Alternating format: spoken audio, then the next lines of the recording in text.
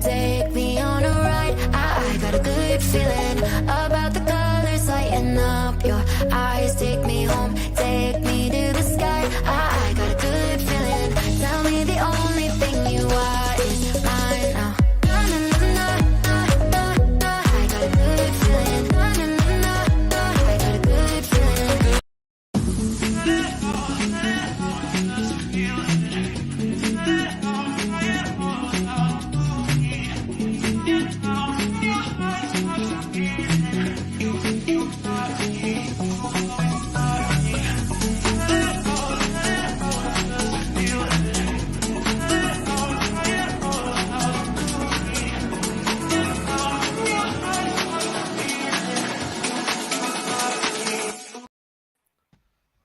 Good evening and welcome to Monday Night Live Lounge episode 118. As you will see straight away, a little bit different tonight. We are not joined by Mr. Bars. However, we have replaced one. Bill's never looked so good, mate. Well, we're coming on for another one. So myself is hosting, joined by regular Jack Darwood and Liam, absolute superstar for stepping in for Dan very, very last minute. Really appreciate doing that. However, before we move on to just saying hello to everyone in the chat room, Jack, you got a little note from Phil of why he's not in attendance today? Because I know he said he's flying, but well, he was late for his flight because he went to see his good mate Fallon Sherrick, who has qualified as a barber now, and he's actually dyed his hair. Do you know what he colour? basically said, I can't take being ginger anymore. It's bad enough I don't know anything about darts. I'm getting bullied about that. I need to cut it down a bit. He's so listening to this. I hope he ain't listening because I was going to reply to my WhatsApp about 20 minutes ago. So yeah, true. However, going to the chat room and just say hello to everyone before we talked about the week in darts. Tommy was in nice and early. Good evening, Andrew, Bob, Owen, a lot of regulars, HGV, James, JSB, Joe's in, Craig is in, Joe's in, talking about Rob Frost being on the show last week. We must be a good luck charm. I think our guest tonight might hope that is the case. Yeah. Bob is in. Phil Bars is certainly special, Bob, but I'm not sure he's a guest. Dan, we're not buying it one little bit. Not buying it at all. We didn't want to spend the night with us, mate. You could have said, you didn't have to make up an excuse. To be honest, I was looking forward to talking to him about Champions League football as well, but there we go. We'll save it for another week. I can remove you. Jesus, and we will come on to those. I need a cap. You do need a tap, Liam. So, I'm on a my trendsetter, by the way. Shorty Mac was rocking this look a couple of weeks after I put it on the stream the other week. Now Boise's got one. My excuse is I'm currently moving house. As you'll see, the behind me has all been taken down. I'm sat in a flat with nothing in whatsoever other than a laptop, table, chair, and a light. That is it. I'm out in the next couple of days, so that is my excuse for my cap being on backwards. Why Jack wears one every week is beyond me. Because my barber couldn't fit me in at the weekend, so I've got to wait until Wednesday, and my current hair looks atrocious. If you speak to Phil knows someone who can you mentioned her. You'll have to drive to Milton Keynes. Anyway, we move away from darts, but we'll go straight to the Premier League, and we finally got to finals night after 16 very, very long weeks of Premier League action. There's not beer there in the bush. We got to finals night, and as you can see, that MvG lifted his 7th one. But before we go into discussing the semi-final number 1, Jack, and it was the all-Welsh affair after Derwin Price doing his friend a favour just now over a week ago. It was a bit one-sided. Yeah. Fair to say that Johnny never really got going, and Gezi more than got going. He was absolutely out of the blocks flying, averaged 107 throughout. The scoring power of Price. Look, we said that was going to be the key stat in this matchup. It was Gezzy's going to outscore Johnny. That's not a secret. It's how many chances does Gezzy take in that moment? How many times leave the door open? And how many times can Johnny do something that little bit special? His tongue plus finishing of late has been superb. How many times can he just stick to the coat feathers of Gerwin Price so that he's within sniping distance if he gets an opportunity? And the scoring power of Clayton let himself down. Didn't manufacture enough chances, albeit against a very, very good Gerwin Price. Take nothing away from the man. He pretty much averaged 14 darts a leg for the entire match. It just never really looked like it was going to be Clayton's day from about leg number 3. Yeah, Liam, double talked there about Price's scoring power. I think beforehand, Johnny Clayton was coming into the finals night with the only player averaging, with the only player over 40% on, checked out at around 44%, but just not enough opportunities. But from a Clayton perspective, is that now the part of his game where he needs to look at, because he's doubling, he is one of the best at the moment, and I know we spoke about it last week, Jack, but is that now the part of the game that Clayton needs to find another deer or two to den himself into that elite bunch? Yeah, I think so. I think that we've seen it was a typical current Price performance, the Premier League, really 108. I don't think even if Johnny had brought his scoring game to the stage that he still wouldn't have beat Gerwin Price. I just think he was unbelievable on the night. But yeah, we've just seen, I mean, a 90 average in a Premier League semi-final is rather unusual from Johnny Clayton. We're not used to seeing them low averages from him. So yeah, I mean, look, I mean, his finishing has always been brilliant the last couple of years. That's where he's had most of his success, and then pop finishes that he takes out. Last dart at a double in hand. But yeah, a 90 average in the semi-final is a bit worrying. So look, he's going to have to go away in the next couple of weeks, work on his scoring, leading into the match play. But look, I think regardless of what Johnny brought last Thursday night, Gerwin Price was just in that cruise. It was just in that monster form that we've seen from him throughout the Premier League, really. And Dob, as a big Johnny Clayton fan, if you're summing up his Premier League season, he's a former Premier League winner. He got into the playoffs in the last Thursday. How do you think Clayton will look at this season as a whole? I think he'll be okay with it, especially when you consider how it started. If the fact Johnny Clayton has been to 3 finals night on the spin is an achievement in itself, especially as you think that first one he got in off the back of winning the Masters. It was quite a short turnaround. He just had a run where he was winning non-ranked events, picked up that Premier League title, made it last year, was as top of the league, by the way, was then beaten by Joe Cullen in that first semi-final, and then this year obviously sneaking in a little bit. But if you look at the campaign and the field on paper, if you ask Johnny Clayton, does he think, or if you ask most darts fans, is Johnny Clayton in the top 4 of those dart players? Most would probably say no at that moment. Peter Wright, Michael Van Gerwen, Michael Smith, Gerwin Price, on paper, world rankings and all of the like, would have those 4 players ranked above Johnny Clayton as a player. As a player. So the fact that he keeps breaking into that top 4 is an achievement in itself. It shows how consistent he is over that 16 weeks. Obviously not as consistent as he was the last 2 postings of this tournament. But he just seems to produce those key moments, doesn't he? And like we said, he definitely needs to work on some scoring and then find some scoring power. I feel like if of all the top players, if anybody loses their range a bit, Clayton loses it more than anybody else. He will sway up, down, and left, right. Other players tend to miss in one direction. Johnny feels like he's got it a bit vertical and horizontal at times, and I'm not sure if that's just because of the angle that his darts go in, his action, or whatever factor that contributes to that. But look, if you'd offer Johnny Clayton 4th in the Premier League every single year, he'd bite your hand off for it, I think. Yeah, but I think he's probably answered a few tweets as well around the giving up his job. How long was that a conversation for? That what level can he perform at now? His focus is solely there. We saw very similar to Glenn, didn't we, when he gave up that sort of to just put the focus into darts. With Johnny, there was a lot of pressure on his shoulders because he'd done on and won stuff while still working. I know it wasn't full time, but still a lot of the time or whenever he could. The fact that pressure then came even more after being a multiple TV winner, the fact he's still performing, I'm sort of with Liam. We've probably been, maybe it's too harsh on Johnny, because Derwin Price was just fantastic.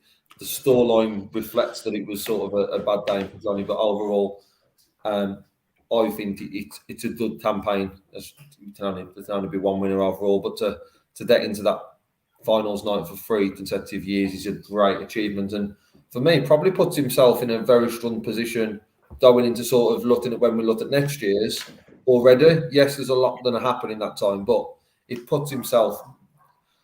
We know how PDC tend to pick on players who can perform in this competition, and he's proven it year on year as being a previous winner. So I think generally it's been a very good year. But moving on to semi-final number 2, and last week I think we all edged towards Michael Smith, and not just from a potential injury stare for Michael the week before, but the fact of the form that Smith had coming into this one. But it was MvG who come flying out the blocks, 7-3 up the break, and it just very much looked like a one-sided affair. Yes, Smith got back into it, but sensational from MvG, Liam.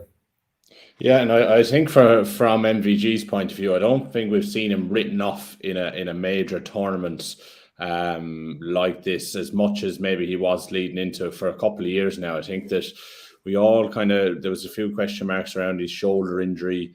We weren't 100% sure how he was going to become fitness-wise coming into the match. But again, just he was brilliant, and Michael just played brilliantly all night, and just goes to show. I mean, he started really well in the league phase, but he turned it on when he had to, and that was, I think that's you have to be a certain level of consistency to get in the top 4, but you have to be good on the night to win the title as well. I felt like Van Gogh flew out of the trap. Smith was kind of hanging on. Some of his big finishes were really just kept him in that match. But Michael had just done enough to get over the line. A Tom plus average from Van Gogh in that first semi-final. 10-8. I don't know, maybe it seemed a little bit more in Michael Van Goghen's direction there than a 10-8 scoreline would suggest. I think that it was the 1-2-3 that Smith fired in near the end just to keep himself alive in the match. But a good scalp from Michael to beat the current world champ in the first semi-final. Talking as that being a scalp, MvG would not like that one little bit, and I think we heard from that post-match when he was talking to Phil and Dob. I guess it's one of those. Do you think that injury last week, and then everyone wrote him off, played into MvG's hands, because it was a bit of extra motivation that we haven't seen from him for 6-7 weeks, maybe? I think when I was looking at his Premier League run, he got 25 points the first 8 weeks and only 8 points the last 8 weeks, which is ridiculous, showing of what form that MvG was coming in, plus the injury against Gobi last week. All that as a combination. Do you think then it gave him some sort of extra motivation this week? Potentially. Look, I'm not sure Michael's everyone that is going to need that extra motivation. You look at the way that he was talking about himself and his game through his recent dip, change of equipment. He had the wrist injury. We had COVID, and like there was a point where he hadn't won a title in a year. That was so unlike Van Gogh. And still, if you speak to him and have gone, "I'm the best player in the world," they know they've got to beat me when they want it. Like nothing will ever change for Michael Van Gogh. And he has mentally one of the strongest sports people I think I've ever seen. It is ridiculous just how confident and how he just carries himself and holds himself in that regard. Not too sure about the written off bit. I'm not too sure how much attention he actually pays to any of that. But this is one of the situations where I'm happy. Well, I'll put my hands up and say we got it wrong. Even before the injury last week, you were bang on. I did not think he would win this match. I thought Michael Smith was playing far better. Van Gogh had gone to sleep after about week 5, week 6. And at that point, I just had Michael Smith getting the job done, slipping to an 8-4, trailing 8-4 at one point. Definitely didn't help. Fights back solid enough, wins 4 of the next 6 legs. Just left himself too much to do at that point, I think is the case. But even still, look, I got 2 things about Van Gogh wrong. One was him winning this match. And 2, even as he was beating Michael Smith, after the way that I saw Gezi Price perform, I can't remember who it was that I messaged, but I was like, the difference between what we're seeing right now is that Michael Smith could go and produce this again in 20 minutes' time in the final. I don't think Van Gerwen can because of the injury. How bloody wrong was I? Yeah, just a little. But you mentioned there around, you don't think it plays much of an impact on him being written off. One thing he mentioned afterwards was around the bookmakers putting him not as one of the favourites was a mistake. So someone's either telling him that, or he's openly looking for it as some sort of something a bit extra. Even if it's not needed, it might be, he can just go and find that something on the night. But I was totally with you leading into the final. I only saw them doing Price. I know when I tipped last week, I thought Bully Boy would go on and Premier League and following on from the World Championships. But the form that Derwin Price had in the first semi-final, compared to MvG with Smith battling Batterton, I did not envisage this final being played out as it did. And once again, dominating from the start. Liam, I guess coming to you on this, that we can openly admit that we got this run massively, that Michael Van Derwin went on and lifted the title. How did you see this planning out pre-semi-final and then final? Yeah, and I suppose I just expected the Price was going to do something ridiculous in the final, because every single week in the Premier League, he just seems to produce some ridiculous average or display, check or finishing or whatever it might be. So I just presumed that it would continue on for the final as well. And I don't know. There's something about when Price and MvG meet in finals now. It kind of has something about it. I think last year in the match play, we've seen that. There's something a little bit special. It's like when MvG plays Gary Anderson. There's a real kind of El Clasico vibe around the two of them meeting in a major final, and I'm sure it won't be the last time. But look, Van Gerwen was, again, flew out of the traps. I think 2-2, and then he won the next 5 legs on the bounce. And he was averaging 109 or 111 at one stage. It was just absolutely ridiculous. And I think before every major championship that's played off over, there's multiple games on the day, we always say, who has the better? Is it better to go first semi-final, finish up, and then have the second semi-final off, or what way around? But I mean, with these two, it doesn't really make much of a difference, does it? Because Van Gerwen was absolutely brilliant. And it just showed the confidence he had as well. I think Price laid up on a 170 when Van Gerwen wasn't on a finish. Van Gerwen hit the 170 the visit after to the border. So it just showed that he was in that brazen mood. And the average trade off a little bit at the end, but he got the job done. It was absolutely brilliant. And from Van Gerwen on Thursday night. To have that presence of mind to do that in a final, by the way, when you have had an injury the week before, have been written off, and are against the odds pretty much. Look, Van Gerwen believes in his own ability, but myself and Phil sat down and looked at it. 6 of the last 7 Premier League winners have come from the first semi-final. So he defied the odds with that. And then to have the presence of mind in a final against the best player in the world right now, for quite a few people, is possibly his biggest rival for sustained ability and whatever else, and how many times they met in finals, which the record is not great, etc. But to be able to do that, just to show him where the 170 is. Chris Mason and Paul Nicholson were talking about earlier on the Super Series, actually, about the 141 he pulled off when Dave Chisnell missed the double for the 9 darter. So he did it while he was on 181, and it just gave me flashbacks to that immediately. I was like, how can you be that brazen in a final for £275,000 in front of 12,500 people? You're like, yeah. When he done it, I kind of just went, he didn't just do that, did he? Yeah. And you kind of looked. The first 2 in, I just started laughing to myself because part of me knew what was coming. And I was just like, he's just ridiculous. And look, I suppose the biggest doubts that when some of us might have had doubts over MvG is the fact that he hasn't really turned up in the Premier League the last couple of weeks since we know he's qualified. He's kind of been a bit lackluster, probably lacking that little bit of motivation because he knows he's already there.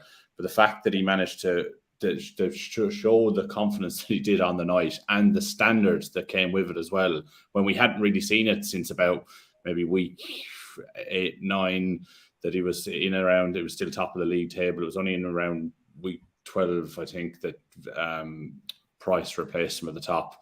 And then they're just moments of brilliance. And that was one moment that kind of gets forgotten about maybe a little bit, because there were so many other moments of brilliance throughout the night as well from MvG. But it was just sublime from him from start to finish, really. And I guess looking at this now, everyone had, well, especially on here last week, but most people in the chat room as well had written off Michael van Dooyen to Darwin and lift it. Does this show that we can talk about any dart player, any professional dart player can beat any other one on their day? Does this probably show that Michael van Dooyen's A game is better than anyone else's on the tour? Yeah. I mean, we'll open a few debates here now with this one, but yeah, look, in my opinion, Van Gerwen's A game is the best. I think we've seen performances from Gerwen Price in this year's Premier League that we've probably not seen from many other players over any Premier League. I mean, some of the high average, some of the big checkouts, like we said before, I mean, it's just absolutely ridiculous. Am I right in saying that it was the 2 9-darters in the same night that he got in Belfast? Was that this year? That was last year. We haven't had 9-darter in this year's campaign. And this is why the Premier League merges all into one. It's so fucking long that I can't remember which year it is. So look, at least he done it in the Premier League anyway. I was right with that. But you got the right venue and you got the right event. It's the wrong year. It was still the same format, so we'll take it. They just merged into one. It's all right. This Premier League feels like it's lasted 2 years. But yeah, I mean, some of the performances, the averages have been ridiculous. He's absolutely blown away at players that, I mean, it looks like men against boys when he plays to that standard, because it's absolutely ridiculous in some of the matches that he's shown. And he really, from Van Gerwen, started strong in the Premier League, but he really came flying through then to finish top of the table. But in my opinion, when they're all at it, Van Gerwen just edges it in terms of A game. Dom? Yes and no. I think he produces his A game in the bigger moments more often than anybody else. In terms of producing the highest level, I think Gerwen Price is doing that a lot more frequently right now. And possibly even a higher level. Look, this was 105 and 101, I think it was, performance from Van Gerwen. Let's not forget that first match was 107 from Gerwen Price. So there was still that extra gear there, but it's Van Gerwen producing his best in key moments, in finals when we've written him off, against Gerwen Price 4 times out of 4 now in finals, and still finding a way to win these titles. He won this last year after being, quite frankly, not very good for most of the campaign. He's winning games.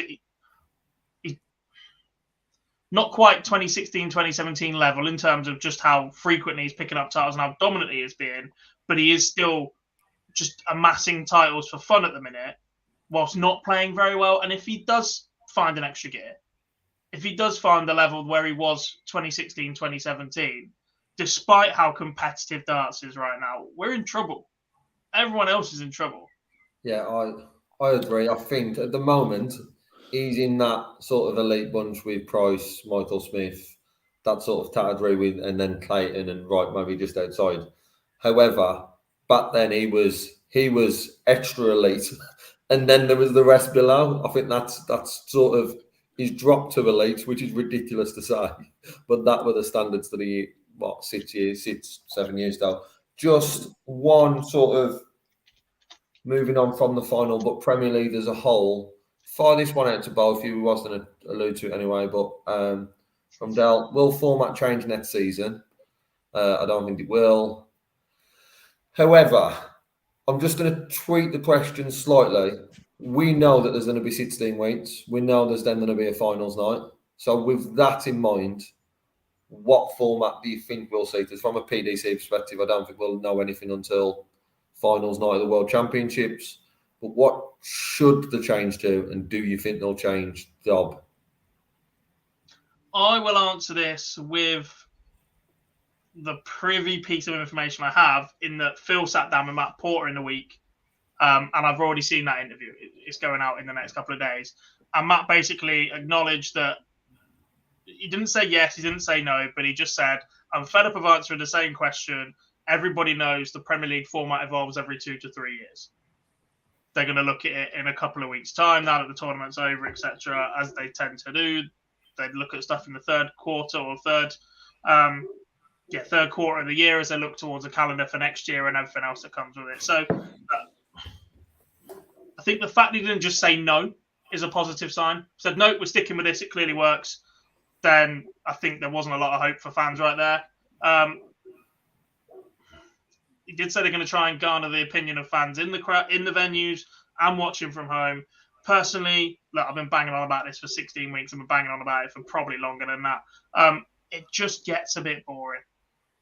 And the concept of having a tournament a night and a winner is brilliant, but the fact it is 16 of those for so long with such a small amount of players just means that the matchups that should be special aren't special. And it's almost a warning to things like the Football Super League, by the way. And a little bit of a tangent, but right now, that is a warning to the Super League. The special fixtures that you get in the Champions League are special because you might only see Barcelona versus Bayern Munich once every 4 or 5 years. Or if they make the final, keep going deep, you're not going to see them week in, week out. If they're playing week in, week out, they're not special anymore. And that's the issue we've got right now because, look, the Euro Tour is evolving slightly. We've got 2 new events next year. It's going to be a 13 or 14 event calendar once again next year. 9 of those have been played within the 16 weeks of the Premier League this year. So with that, Dob, before we come over to yours, Liam, how would you change it with the 16 weeks, with the finals night at the end? How would you change it? Would it be an increase in players? Would it be a return to just a league format? Where would you go with it, Dob? I think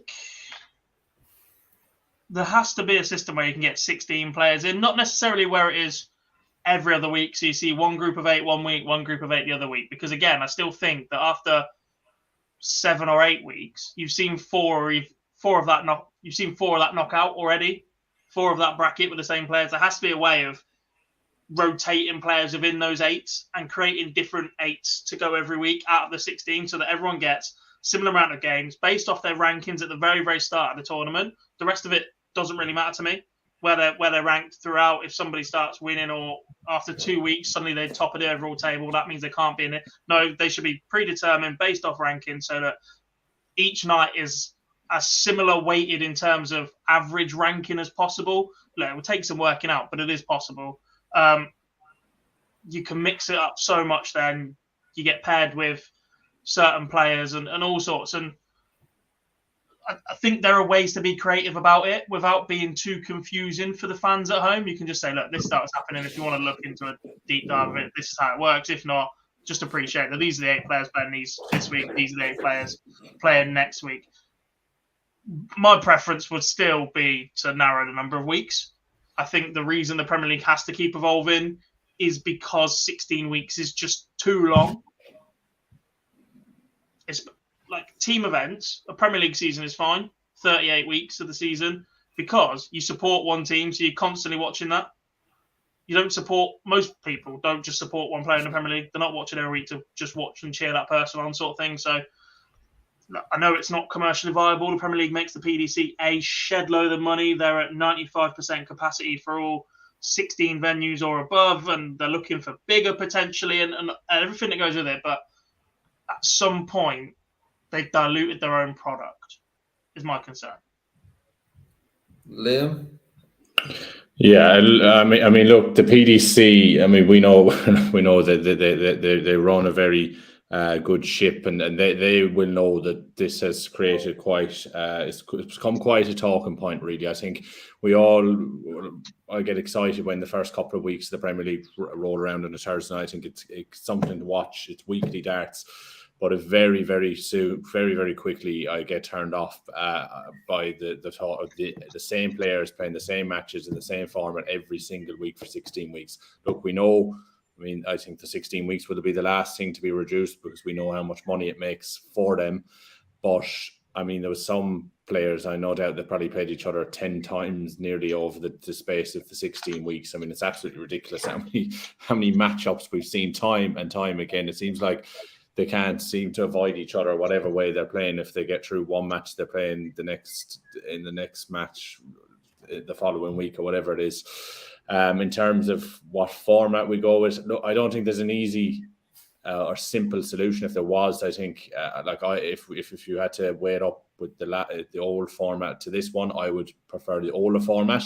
I think if you just looked at the fixtures every week, there was a little bit of an excitement in looking at the old format. You think, oh, MvG's playing Price this week, one-off match, and you get to see him once. I can understand from the fans in the venue with this new format that they'll go, oh, I get to see maybe MvG 3 times if he's my favourite player over the course of the evening.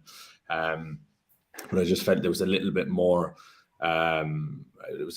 competitive and exciting when it was just one match per player per week and they faced off, and that they didn't end up running into the same player 4 weeks in a row.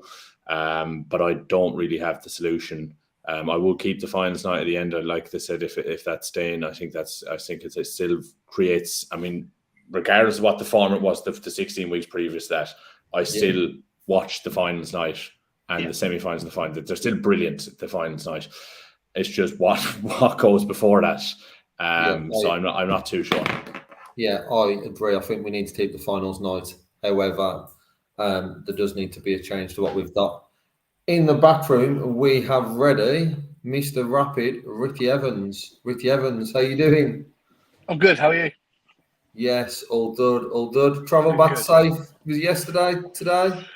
Yes, it seemed like all day yesterday. On long old flight, considering it's only Germany. But yeah, it was. I'd rather have been playing, but yeah, I'm home and I'm bored now. So yeah. And we take full advantage when people are bored. Does it mean we get them on a Monday night to have a chat for 15 minutes? So appreciate you coming on, Ricky. No problem. Let's start with the weekend then, Ricky. A good first win over Ian White. Good to be back on the Orator. You love to entertain the crowd. How was that one before the Gezi game afterwards? Yeah, I'm doing everything differently this kind of year. I'm normally very nervous, quite a shy guy, and this year I'm really confident, and I don't understand why I'm losing like stupid games. Like on the tour this year, I played brilliant, and I went into the game thinking I'm going to beat Ian White. Just do what you've been doing, and yeah, it clicked. I was quite impressed with my finishing again, and I just took it from there. It was a bit of a blur. I was on and off before I knew it. I was waiting for the next game, and it's just the way I've been playing this year. Like I said, I don't understand why I can't just get past that second game. Is that frustrating for you? Because in the past, maybe you might have been able to put your finger on it. There's been a lot of talk about the pace that you play at, and different people suggesting slow down a bit, set yourself up. We've seen you tinker with equipment a bit in the past, so it was getting used to which barrel you're throwing. But now that you're so set in, you feel like you're playing well. You know you're playing well. Just not getting the results. Is that a different kind of frustration and confusion? Yeah, it's just if someone could tell me the answer, I'd pay you a lot of money. It's just one of those things, I guess. I actually have slowed down this year. It's not because I've listened to people. I think I need to, personally. But when I am playing well, it's the rhythm. The rhythm's still just as fast as it always will be. There's not a bad. I don't become a bad player overnight. I've got to world number 24 being the fastest idiot in the world, so I might as well stick to it. But at the right time, slow down. That's the problem. The first start is the key with me, and that's what I'm working on, getting that first start right, like setting my dart. And like I said before, it's not quite happened this year so far, but I've never been so confident. I just want to play darts at the minute, and unfortunately, I've got to wait a couple of weeks now. But yeah, I'll be on the board again in a minute. You've mentioned there a sort of a change of approach this year. Where's that come from? What did someone had a word with you? Is it something that you've realised yourself? Where's that come from? I just don't like being labelled just as a fast start player. I want to win, and I'm fed up of losing in finals and becoming nearly man, like a Terry Jenkins of the Pro Tour, we'll say. A bit quicker than Terry Jenkins, man. I just because I think I've got a lot more to give in the game personally. I've not shown what I can do, so yeah, maybe I've took away a little bit of the comedy side of me, the funny faces I pulled. The walk-on's always going to be the funny part. Damon Hare's nicked that now, so I'm just I'm trying to be a little bit more serious and try and treat it as the professional sport it is instead of a hobby, as maybe I probably did back in the day. And how much, Ricky, sorry, Gob, has the Euro Tour helped with the confidence this year? You said you feel a lot more confident. Is that more games and qualifying for these Euro Tours helping? Yes, I think just qualifying for one of them gives you so much confidence because it's like a minefield trying to get through. You could, like the first one I qualified for this year, I beat Josh Rock in one of them. I thought to myself, how the hell is he not seeded? And I beat him, and I think I had 100 average against Richie Burnett, and I think he missed a couple of darts. And you just get back to your table and you just breathe out really heavy, like, wow, now that's the hard work done apparently.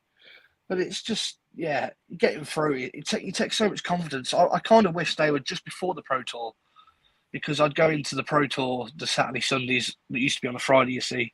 Yeah. I'd go into the Pro Tours a bit more confident, and I think having them on the Monday now, it kind of. I play local darts on a Monday night and Tuesday night normally. The people I play on a Monday and Tuesday are getting absolutely ripped to shreds because I'm so confident after the Monday qualifier. Is that switch from Friday to Monday, does that change the way you approach the weekend? Because a lot of players that we're talking to now are saying that actually the most important part of a Pro Tour weekend at the minute is the Euro Tour qualifiers, because the ranking weighting for those compared to a Pro Tour is so significant at the minute. Yeah, it's got to be. Yeah. Sorry. That's right. Talking. That was the end of my question, really. I just started. Yes, I love you. I love the Euro Tour. Get me on a stage, it brings out kind of my best darts normally. So just qualifying for one of the two normally. I'm walking around like a peacock. I'm loving life. I'm just, like I said, if that was on the Friday, Saturday, Sunday, I reckon I could. That's not the reason I'm losing. I know that, but maybe whack it back on the Friday, because Saturday and Sunday I'm fed up of losing first round and watching bloody 2 o'clock TV in the afternoon because I'm already out. Why is there a change in mentality? Like I said, you're going through them qualifiers, you're feeling really confident, you're saying that it's not quite going so well on the Pro Tour. Is it because of the pressure of the ranking money on the Euro Tour, what comes after that? Is it just a case of perhaps going through the motions on the Pro Tour at the minute? Because they're quite spread apart at the minute as well, aren't they? Yeah, I don't know, I think because it's my 10th year, like I said, I just want to win and maybe changing my everything I'm doing a little bit. I'm just trying to see what works because nothing's worked at the moment. I've always been a good dart player. I always will be, I reckon. But it's just I want to. There's people higher up in the rankings, not being horrible, that I think I'm better than. And it's just there's a lot of people now because I'm mid-50s. But yeah, I should be top 32 by a mile. My A game is up there with the best. The problem is it's the consistency with me. I'm 101 average, 81 average, and I need to stop the silly legs and stop the silly games. Because when I have a silly game, I'm gone. And this year it's now when I have a good game, I'm gone. It's just a stupid game, but we love playing it. And with you mentioned that, I just want to dial back quite a few months. You mentioned that you've been in the professional game around 10 years. 8 years you've been at the World Championship. Did this year have a slightly different feel when you saw that draw and you was playing Fallon? Not really, no. Because like I said, I've been brought up in my local pub leagues and super leagues counties, and I've played women, proper good women dart players, lady players. So it was nothing new to me. It was the sheer fact that I've probably got the best one on the planet at the minute, or second best, probably after Bo. And it's everyone in the world's going to be watching. That's the only part of it. But like I said, get me on that stage, and I normally played well. So I was really looking forward to the challenge in a way, because I've never booed before. I've never been booed. I've never probably booed again. Get me in Germany, and I still get a few German fans cheering me on. So it was a completely different aspect. It's like when you say like that, but it's at the end of the day, I took her as another dart player, and luckily that got me just over the line because she missed a doubles, bless her. Did that sort of change when you was 1-0 down though in sets? Did that was there a bit of a switch then? Obviously with the fans all on your back, that's something that you're not really used to that much as a fans fan. I always go 1-0 down. I'm not the Man United of darts. Well,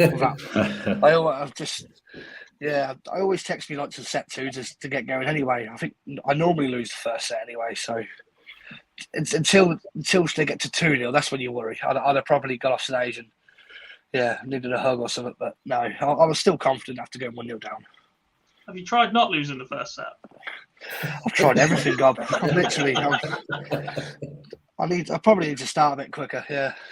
Quicker. It's not normally something associated with you. Something needs to be done quicker. It's normally if anything just slowed down quite a little bit, mate. I want to go back to, you mentioned the rankings. You've been as high as world number 24 before, mate. Down at 51 at the minute. What's to come from you for the rest of the season? What's your end of season aim? Is it just make sure you're in the World Championships and everything else that comes with that is a plus? Has to be, I guess. Yeah. I'm in nothing right now. I'm in nothing apart from the county team. Right now I'm in nothing.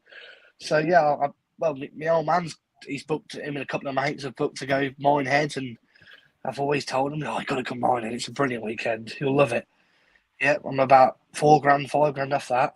Ali Pally, I'm nowhere near. So just to get to them two is the goal, I guess. That's when you know it's the business part of the year as well. So I've got a lot of time to get there. I've got a couple of good results in me. Maybe get to the third round would be nice of one of them, because I'm fed up with the second round board finals. But it's just I don't need to worry about it. That's the problem. Don't worry about it. Let the darts do it, because it will come. I know it will come. I'm not, like I said, I'm confident in a minute. So just a couple of questions in from the chat room. One that's coming in now. How much do you practice? So you mentioned as soon as you're done tonight, you're about to go on the board. But how much do you regularly practice throughout a week? Well, I'll tell you what. When I was doing well, I did practice, which makes me sick. I was like Gary Anderson, just a lazy. Not like I'll call it Gary Anderson lazy, by the way. I'd never really chucked. I used to use my pub leagues, and so I play as many nights as I can locally. But I practice a lot more now. I've got my new setup, my new equipment, new everything, and it's kind of giving me a little kick at the bum that I need. The problem is around here, we've got 4 or 5 steady dart players that can push me, but the rest, as much as they love darts, they're not going to give me a proper practice. And I need probably someone to move into Northampton. Just optimistic there, mate. I know, that's it. I blame David Pallett. David Pallett used to live here, so he moved away. So I blame him for my form. Just pass the buck. Just looking on from else. I guess this comes back to the pace. So if anything, I'm guessing this isn't something they thought about planning any world records around how fast you can release free. If the PDC and Guinness want to get in touch, I don't mind. I still haven't got the certificate for the last 2 yet, so they're not very good at sending me the certificates. But I reckon I could break every record that's speed related. But like I said before, I don't want to be known as just a fast app. I want to be known as someone that's actually won some instead of just a world record.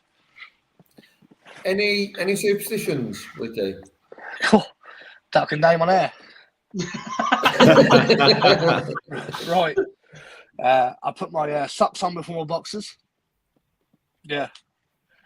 Well, to dodge you wearing socks now. I do the same. Like, say when I beat Fallon, I had the same cubicle, the same seat, the same table, the same board. It yeah, I always do the same thing. Again, if I've won a game, like I'll always do the same. I've started wearing grey trousers now, and if I win, like weekend, I was going to wear the blue ones, but I thought no, I'll stick with the tight grey trousers, and because I won a game with them. And it's just silly things like that. They don't work. It's just in my stupid head. You've mentioned that you want to take it more serious instead of moving away from sort of the hobby, which leads into sort of the part of it where you want to have the laugh and the joke is the Wharton. So one from Matthew here. Any plans for your Whartons in the future? In addition to that, Ricky, any ways of outdoing Damon Hector, who seems to be trying to trump you right now? Right, this is as much as I love Damon Hatter, he's trying to be funny. I'm just a funny idiot. he saw the market. He saw Ricky Evans is getting a lot of credit here just for being an idiot.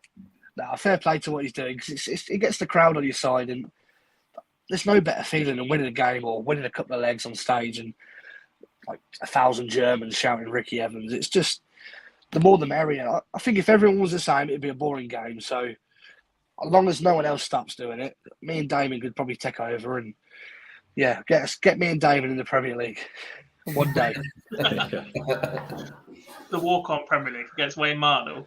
Oh, ruin it! I'd have a walk-on for every certain like he has certain stuff. I'd have walk-on music to suit where I was playing. I've thought about this all my life because I'm a big music buff, and I'd have like certain music for Wales, Ireland, Germany, Sheffield, Exeter. Oh, I'd ruin it. Literally, get me in it one day. That is the goal. Class. All right. I spoke to you in Derby last year, and it was around the football, wasn't it? And you were like, I want to do 3 lines. And would the PDC not let you? They weren't happy, no. Because especially with Spurs, because we didn't win. But if we'd have won the World Cup or still been in, I forget the day I was on, maybe 19th. I think the final had been. But yeah, I'd have done it. I'd have probably asked Richardson or someone from Vindaloo or some football-based walk-on. But yeah, when we lose in the quarters and semis every tournament, there's no point doing it. Just Liam hasn't got that problem. Just a top on hold before we let you go, Ricky. Practice partner on tour? I like to keep myself to myself a little bit. I've always been a very good friend with Bunting, so maybe if he's chucking, I'll have a little chuck with him or Chizzy maybe. All depends. It all depends what kind of session you're on or what kind of game you're on. Jamie Hughes is another one very close, and I don't really do a lot of practice. All the practice I do is with myself, and so I like to keep myself. Me and Gilda are normally on the 2 boards that are not the 1 to 16 boards. We stick in the corner. Let us do what we do, and I just. As long as there's a couple of people in front of me, I don't really concentrate. I don't know who they are. Away from the board, might ask, music concerts?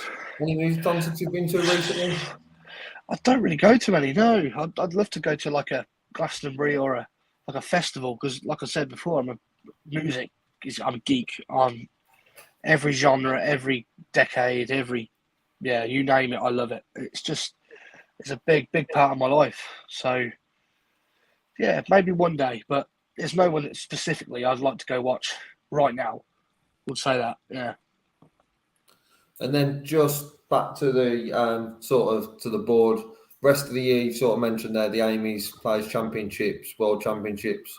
From your perspective, how much are you looking at the rankings? Like you said, currently in the 50s, been as high as 24. How much are you keeping an eye on that on your progression, or do you try and keep away from that?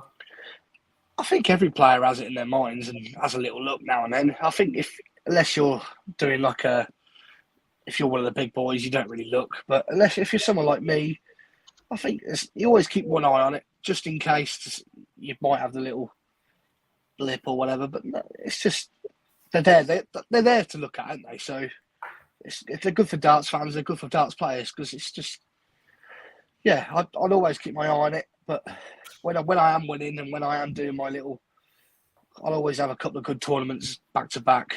Then I won't need to worry no more. So yeah, it's not. They are good. They are good to be there, just in case. Ricky, thank you very much for giving up your time Thank this you. Monday. We won't keep you any longer as you're planning to get on the practice board. We won't want to.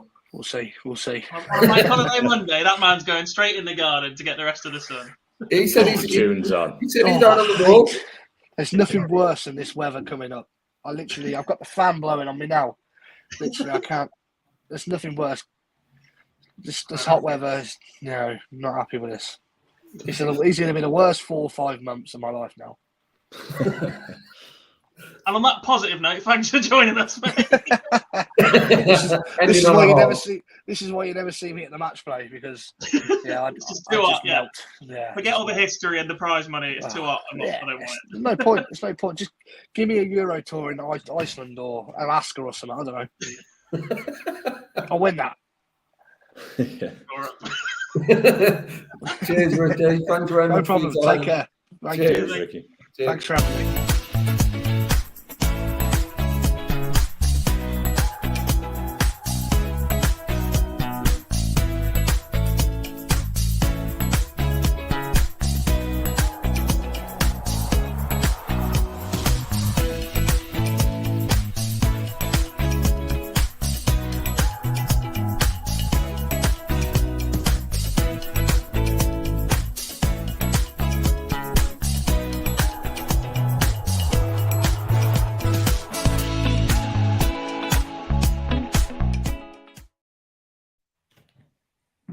Love chatting to Ricky Evans.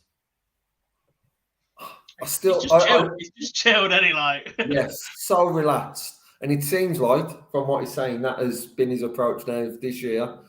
And it's very strange because when you see him come onto the stage, from a viewing perspective, you think he's probably the most relaxed from day one. Yes, there's moments where there's the facial expressions, there's those sort of play, but he generally comes across as someone who's quite relaxed. But it looks like that's happened more frequently this year. But going on to the Euro Tour number 9, where Ricky played on the Friday afternoon, where Gene Van Veen opened things up and the start of a great weekend, Dob. Yeah, look, Gian is an absolute talent. We've seen plenty of him in the Super Series. We're now seeing some fantastic results and performance level from Gian as well. He's not just picking off top names that aren't playing very well. He is destroying players at times. He is absolutely superb. Look, the one concern I think that's going to be around Gian is the action. We're seeing the odd jitter maybe. I'm not sure I like the way that he rolls the dart into his hand at all. But at the minute, he's producing some fantastic results. And he's a real danger. People will not want to be playing him on the Pro Tour right now, or the Euro Tour. Yeah, also on Friday afternoons, great wins for Ricky Evans, who's just been with us. Christoph Ratajski threw some ridiculous numbers against Graham Usher. Liam, anyone from you sort of stand out on Friday afternoon? Yeah, I would probably say Ratajski. I think he averaged nearly 107 or something ridiculous like that. Ross Montgomery was one that a 6-4 win as well, and he had a good run over the weekend. I don't know if he had won on the Euro Tour before this weekend. I could be wrong, but no, a good weekend from him. But yeah, Ricky Evans is just shy of a ton. But no, probably if I had to pick one standout performance from that session, it would be Ratajski with that 107. Dom, from a level of sort of disappointment, Alan Suter at the minute just can't seem to find a run or a good performance. It was quite a difficult watch from someone who enjoys watching Suter. Yeah, he's got a certain style with his throw, but it's just not going his way on Euro Tour at the minute, even though he seems to be qualifying for near enough all of them. Yeah, he's been very up and down, hasn't he? When he first hit the Pro Tour, we saw some fantastic results from him. We saw that run in Minehead. Middle of the season, struggled a bit, came back towards the back end of last season, went for what was called a tune-up with his manufacturer, who I think changed his flight and stems ever so slightly. And all of a sudden, he started banging in 180s for fun. The level of performance just flew up from Suits. But that hasn't been maintained this side of Christmas. It's not been the best 5 months for him results-wise. And he looks to be struggling that little bit. The performance down at an 84 here against Clearmacher. who it's not slow or anything, didn't really have home support. He's Dutch, so there's no real acceptance for it. Look, he's 4 from 5 in the outer ring as well, so that just shows you how badly he's scoring at the minute. He just needs to find some more range on that treble bed. Yeah, and then moving on to the evening session, it's hard not to start with the 4-ton plus jet outs that Adam Smith-Neal produced in his 6-5 win, which was just some unbelievable stuff from the first round. Liam.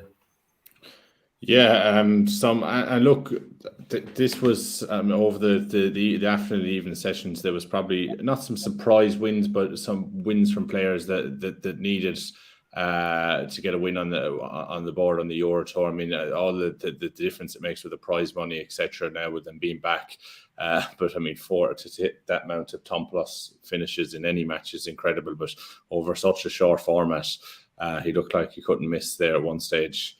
So yeah, good win from him. Barney was good as well in the evening session as well, a 6-3 win for him. And a good win for Josh Payne over Simon Whitlock as well. Mention there, Liam, the win for Barney. Did it surprise you how good that win sort of was with a style of play that Lawrence has? Because it's a bit slower than Barney likes. Yeah, just a little bit. Dobbs face says it all. Rephrase that. It's a bit slower than any human on the planet likes.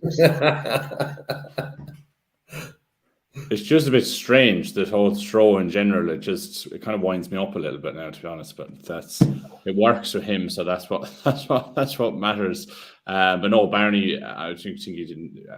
Was it a 98 average? And he won 5 legs in a row, whatever. So yeah, look, it was good from Barney. Hasn't had much success really on the Euro Tour at all since he's come back. But a good win for him. Over a slightly unusual throwing technique from Liam. He's some nicotine gum away from being insufferable. He reminds me a little bit of a younger Andrew Gilding. That's who chews the nicotine gum. Honestly, now I've told you that as well. You will not be able to unsee it. No, just one other result I want to touch upon from Friday evening. Just looking at the match play race, Simon Whitlock was in about 12th, I want to say, about a month and a half ago. He's now currently sat in 17th and dropped out of that race currently for the match play. Question marks around the Wizards' form, because yes, he's a player we know and don't have a run one weekend and then to a semi-final, final quite easily and real off something quite special. But at the moment, it's just not falling into place for the Wizards. More than question marks, mate. Quite serious concern, I think, for Simon Whitlock's form. Look, he's not getting any younger. We know he's been quite cyclical in the past in terms of form, and that he'll have these drops, but then he'll have big upturns in form. But the upturns seem to be lasting less and less, and these dips seem to be lasting longer and longer. He's slowly working his way down the order of merit. It feels like, obviously, like you just said, he is outside that world match play race. Not just concerned for him in terms of the world match play race, but actually concerned for him in something we're going to talk about in a bit, in that the World Cup's around the corner and Australia are defending champions. There's no Damon Hatter singles matches to get you out of trouble, and you're still in pairs. It's pairs all the way. If you're not on it from Dart 1, Australia might be in trouble because Simon Whitlock is struggling. But is that tournament done at the right time? Because it's the only time all year you can rely on a partner. Is that coming at the right time for the Wizard, that he can rely on Damon or vice versa throughout that weekend? It might not be the worst time for that to come.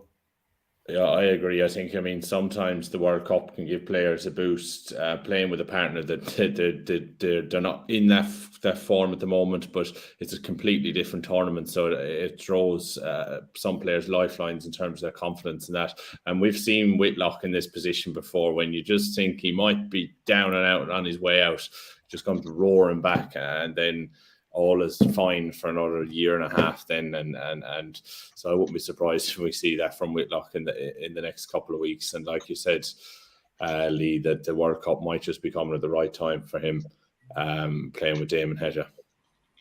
And then moving on to Saturday afternoon, couple of, for me, strange results of this. performance-wise, Ryan Searle losing 6-1 to Matters Rasma, the manner of that defeat. Danny Noppert getting knocked out 6-4 to Gene Van Veen. Yes, we know what Gene can do, but not be favourite. And then another one in Dirt. There's quite a few surprises Saturday afternoon, Dob. There was. Look, Dirk is one that I think we can possibly excuse in this situation. He's had the knee injury of late. We're not sure how much he's practicing. Like, he's still been playing okay, but he's not quite got the same explosiveness to his game whilst that's been going on. And Daryl Gurney, look, despite the fact he averaged 88, was 6 from 10 on the outer ring and is incredibly experienced at this stage. Danny Noppert being beaten by Gian Van Veen and the manner of Ryan Searle's defeat to Matters Rasma is quite a concern for those two players. Ryan Searle was top 6. Is he still top 16? I'm not sure where he's fallen to at the minute. But he was just outside, really, of the Premier League conversation. He's 14th in the world right now, but doesn't feel like he's moving in an upwards direction at the moment. And Danny Noppert, look, when you're not in the Premier League and you are someone like Danny, who is less commercially viable. I'm remembering. I don't even know what the word is I'm trying to say. It doesn't stand out as much as some of the other names in the Premier League. So whilst they're going on, this would have been a perfect time for him to just go under the radar, pick up Pro Tours, have a go at Euro Tours, etc., etc. But he seems to have just shied away a little bit, almost as if not including in memorable. That's the one, Mace. He's sat with Nico all day. It's like having a thesaurus. It's almost as if not being picked for the Premier League with the constant conversations around it, just being that he isn't as commercially viable or as memorable or as exciting to watch, has knocked him a little bit. Because if no matter what you do, apart from force yourself into the top 4, go and win one of the big 2 or 3 tournaments, is going to get you into the Premier League, that would knock anybody, I think. Yeah. Yeah, I think it would. Also, a win on Saturday afternoon for Robert Frost, who beat Clearmaker 6-2. Moving on to Saturday evening. We talked about Barney getting through one slow player. Andrew Dildon in the next round. And then to sort of play at a standard, which is a decent standard, 95 for Barney, in a game where he's probably going to struggle with that pace. So to get over the line that convincingly against the UK Open champion was a very, very good win. Liam, I'll come back to you because I don't want to talk about the disappointment of Clayton's weekend too much to Dob. So I'll come back to you on the Ross Montgomery one. As you said, got that win on Friday. What a performance then to beat Johnny on Saturday night. Yeah, and look, there's not going to be too many players that would have backed Ross Montgomery to have won that one on Saturday night. Look, I mean, it's always tough when you're coming from a Premier League on a Thursday night, and there would have been a little bit of a hangover from Johnny Clayton going into the weekend's action. But Ross, brilliant win from him. Fired in a 12-dart to win the match as well. So, I mean, for a player in Ross's position with the prize money that this Euro Tour brings, it's so crucial to pick them couple of wins up. It makes a big difference on the rankings and qualifying for some tournaments at the back end of the year. But yeah, that was a big shock. And like we said, Barney, good win for him, 6-0. Didn't really seem to bother the slow players this weekend. He would have wanted to keep playing the slow players as he progressed throughout the weekend. But no, big win for Ross Montgomery in that one on Saturday evening. Let's not forget just how busy Johnny's been of late, by the way. Premier League every other week. Last week he went Thursday night Premier League, stepped in for Van Gerwen on the Friday night at an exhibition, Saturday, Sunday, Pro Tours, travelled to London Tuesday or Wednesday, Media Day Wednesday, Premier League Finals night Thursday, played another exhibition on Friday night, flew to Germany for Saturday morning to play Saturday night. I'm not saying that Johnny Clayton should be losing games of darts to Ross Montgomery, but off the back of the last couple of weeks, still gets the prize money. Doesn't get it on the rankings, of course, but now that the Premier League season is done, I don't expect to see as many upsets like this against Johnny Clayton. Just one other game from Saturday night talked about Derby, especially where it's being played. Schindler versus Clemens. Surprised in that sort of result, or expected it from what we've seen from Schindler these past 5 months? Not even past 5 months, probably since the World Cup last year. There's a serious argument to suggest that Martin Schindler, despite the world rankings, is the German number one on form. He's picking up better results, especially on the Euro Tour. I think his A game is better than Gabriel Clemens, and I think it's only really a matter of time before Schindler shoots up in the rankings and Clemens possibly drops a little bit. Yeah, and great win for Twisthoff Ratajski as well. Dimming through absolutely everything. That's in that 15-dot hold in the last leg. Was special from the Polish Eagle. Someone as well who hasn't really been in the type of form that we've seen previously. Then moving on to Sunday afternoon, the run came to an end for Barney with Louis Humphries getting the better of him 6-2. Two of the best young players in the world right now went head-to-head in Van Veen and Josh Roth, and it was Van Veen who come through this one there. Yeah, and look, I suspected in the not too distant future that these are going to be playing in some big finals to come. Gene Van Veen was just brilliant all weekend, really, in my opinion. He's really done well this year. Overcame Josh Rock as well, 6-3. It was a good victory for him. And Rock just didn't have enough for Veen in that match, but no, it was a good win for the young Dutchman. And like I said, we're going to see these playing a lot more in the future. Damon Heta came through 6-5 against Joe Cullen. Upset of Sunday afternoon saw Martin Schindler beat Derwin Price, though. Yeah. just yeah. Look, again, it shows the level. I don't think Schindler is scared of the big names. And again, in a comparison with Gabriel Clemens, I think he gets a little bit edgy against some of the bigger names, some of the bigger performances. Schindler, we've seen, look, not necessarily come out on the right side of it, but then you think back to the World Cup when he's gone up against Van Gerwen, we've seen group stages of the Grand Slam. He is capable of producing a ridiculous level. And he's not afraid of the bigger names. Do you think that, you thought there he's not scared of the bigger names, do you think that differs depending on where that game's being played as well, though? Potentially. Look, when there's, 13 events on the Euro Tour and 9 or 10 of them are in your back garden, then it's a bit different. But look, all to him at the minute. Germany is a massive market in that regard. You're not just suddenly going to pick up the Euro Tour and put it one in each country, because I'm not sure there's a demand or the travel or the knowledge to do so. At the minute, it's in Germany and he's making the most of it. Yeah, carrying on Sunday afternoon, Ross Smith got the better of Daryl Durney 6-4.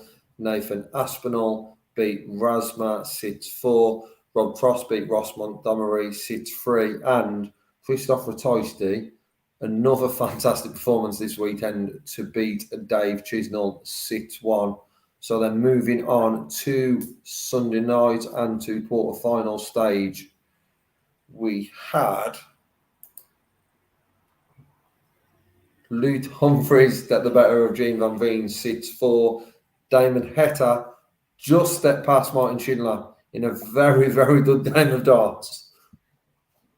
I mean, the one before wasn't bad. 109 played 106, but yeah, Damon Heta edging past Schindler despite averaging 5 points lower than him. Just superb, really. Yeah, and look, Gene Van Veen has been on the receiving end of some big averages when he's exited these tournaments recently. I mean, 109 is just absolutely ridiculous. I mean, it was going to take, Van Veen was in some great form all weekend. It was going to take something a little bit special from Humphries to knock him out. But I mean, 109, that's one way to do it. Ross Smith beat Nathan Aspinall 6-5 and Rob Cross beat Christoph Ratajski 6-4, which teed up our semi-finals, which was Louis Humphries, Damon Heta and Ross Smith versus Rob Cross. First semi-final, Dob, Louis Humphries getting the better of Damon Heta 7-5. Just probably, first of all, one thing on Damon Heta. We've certainly seen a change of approach on Whartons. We've spoken about that a few weeks ago, but from a performance perspective, Damon Hector was playing some very, very good stuff, but not finding the wins that probably he deserved. But right now, that seems to have changed, and he's able to get over the line in a semi-final run. We talked about Whitlock's form going into the World Cup, but Damon Hector seems to be finding a bit of form now. Yeah, look, he's been playing some really, really good stuff. I'm not sure if that is the ease that he's finding himself on stage at the moment because of the walk-ons, if that's taking a bit of the edge off and he's allowed to just go up there a little bit more relaxed when he does toe the oche, or what the combination is. That he's always been a fantastic floor player. He's struggled a little bit in front of the cameras, and he is turning that around right now. But regardless of that, regardless of the second semi-final in which Ross Smith is there because Nathan Aspel missed a double for a 9, and then Ross Smith 4 darts later pinches the leg. This was written in the stars at this point who was going to be in the final. Is just on semi-final 1 in the Euro Tour semi-final, is the one player you want to avoid Luke Humphries because that man has just done this knack of getting to finals for this year, 4 I think it was last year. I know he picked up 4. I think he won them all. The man just seems the Euro Tour and Luke Humphries just so hand in hand. It's the draw that no one seems to want at this stage. The man makes his livings from Euro Tours. If it was just Euro Tour all year, every year, the man would be the best player in the world. And then it's strange though. It is really strange because you look back at the number of players that have won a Euro Tour, and that list is still incredibly small. I mean, up until this weekend, Rob Cross had never won a Euro Tour. You look at the players that have won floor events or major titles. Some of them still don't have Euro Tour titles. It's so difficult to win, which is even more obscene that somebody like Luke Humphries, who is still relatively early in his career,